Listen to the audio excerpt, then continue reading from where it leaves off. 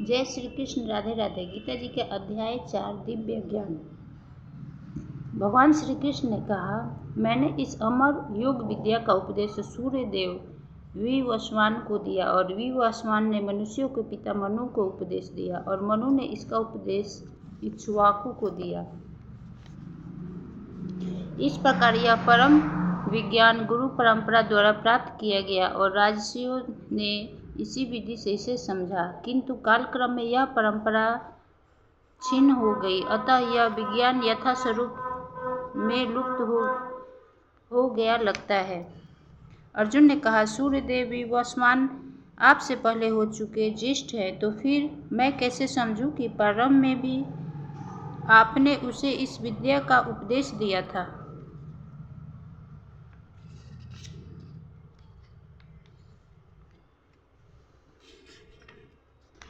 हे भरतवंशी, जब भी और जहाँ भी धर्म का पतन होता है और अधर्म की प्रधानता होने लगती है, तब तब मैं अवतार लेता हूँ।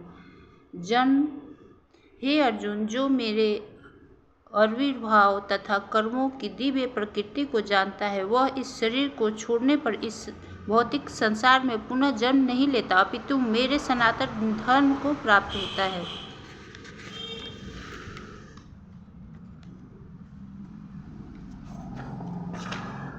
आसक्ति, भय तथा क्रोध से मुक्त होकर मुझ में पूर्णतया तन्मय होकर और मेरी शरण में आकर बहुत से व्यक्ति भूतकाल में मेरे ज्ञान से पवित्र हो चुके हैं। इस प्रकार से उन सबों ने मेरे प्रति दिव्य प्रेम को प्राप्त किया है। इस संसार में मनुष्य सकाम कर्मों में सिद्धि चाहते हैं, फलस्वरूप वे देवताओं की पूजा करते हैं। निसंदेह इस संसार में मनुष्यों को सकाम कर्म का फल शीघ्र प्राप्त होता है। प्रकृति के तीनों गुणों और उसमें संबद्ध कर्म के अनुसार मेरे द्वारा मानव समाज के 4 विभाग रचे गए। यद्यपि मैं इस व्यवस्था का स्पष्टा हूँ, किंतु तुम यह जान लो कि मैं इतने पर भी अव्यय अकर्ता हूँ।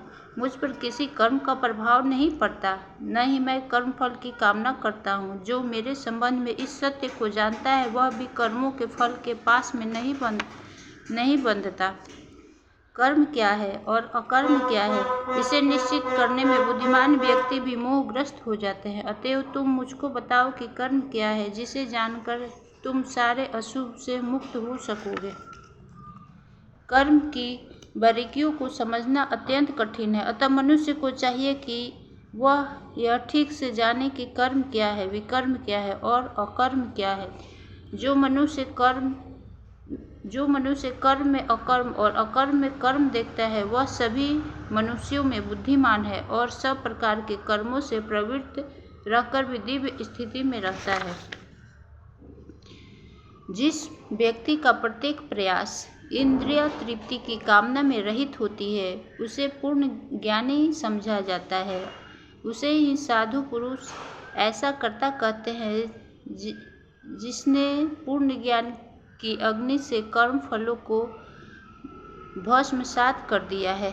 अपने कर्म फलों की सारी आसक्ति को त्याग कर सदैव संतुष्ट तथा स्वतंत्र रहकर वह कभी सभी प्रकार के कार्यों में व्यस्त रहकर भी कोई सकाम कर्म नहीं करता।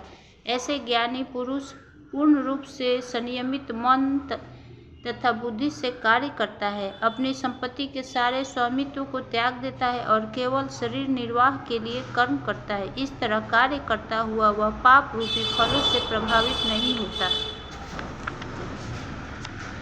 जो स्वतः होने वाले लाभ से संतुष्ट रहता है, जो द्वंद्व से मुक्त है और ईर्ष्या नहीं करता, वह सफलता तथा असफलता दोनों में स्थिर रहता है। वह कर्म करता हुआ भी कभी बंधता नहीं।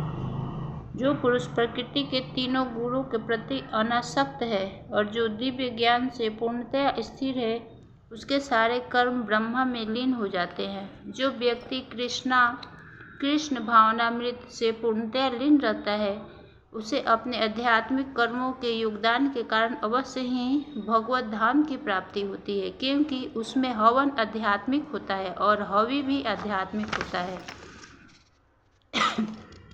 कुछ योगी विभिन्न प्रकार के यज्ञों द्वारा देवताओं की भली भांति पूजा करते हैं और कुछ परम ब्रह्मा रूपी अग्नि में आहुति डालते हैं।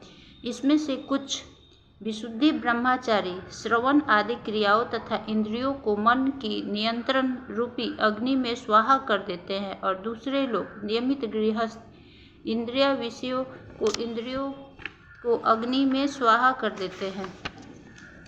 दूसरे जो जन्म तथा इंद्रियों को वश में करके आत्म साक्षात्कार करना चाहते हैं, संपूर्ण इंद्रियों तथा प्राणवायु के कार्यों को संयमित मन रूपी अग्नि में आहुति कर देते हैं।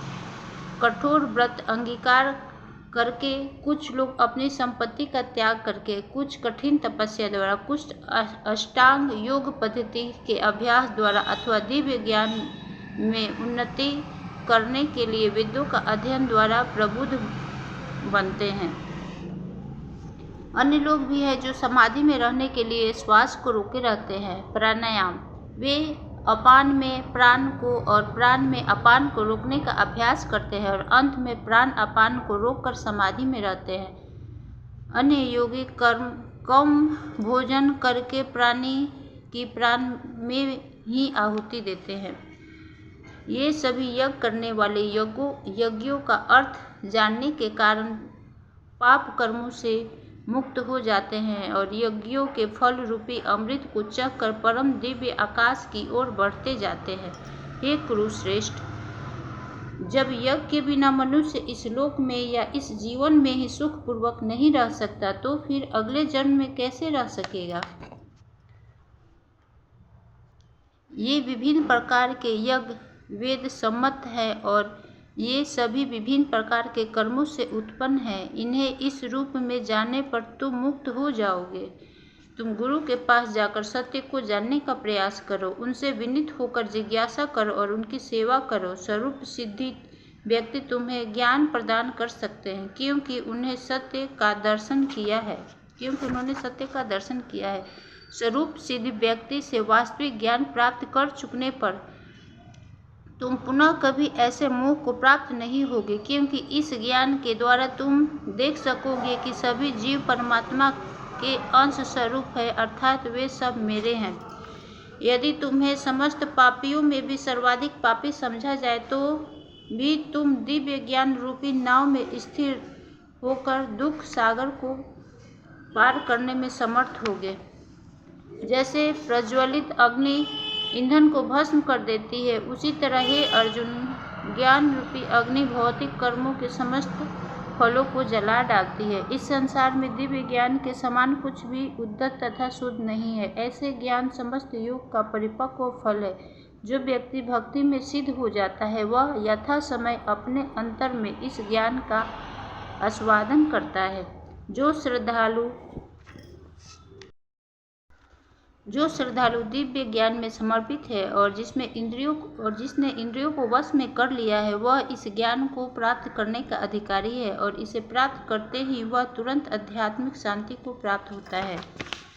जो व्यक्ति अपने कर्म फलों का परित्याग करते हुए भक्ति करता है और जिसके संशय दिव्य ज्ञान द्वारा विनष्ट हो चुके हैं, वही वास्तव में आत्मपरायण है। हे धनंजय, वह कर्मों के बंधन से नहीं बंधता। अतएव तुम्हारे हृदय में अज्ञान के कारण जो संशय उठे हैं, उन्हें ज्ञान रूपी शस्त्र से काट डालो। हे भारत, तुम योग से संवनित होकर खड़े हो और युद्ध करो। इस तरह से गीता जी का 4था अध्याय भगवान श्री कृष्ण के द्वारा कहे हुए शब्दों के साथ खत्म होता है। जय श्री कृष्ण। राधे राधे।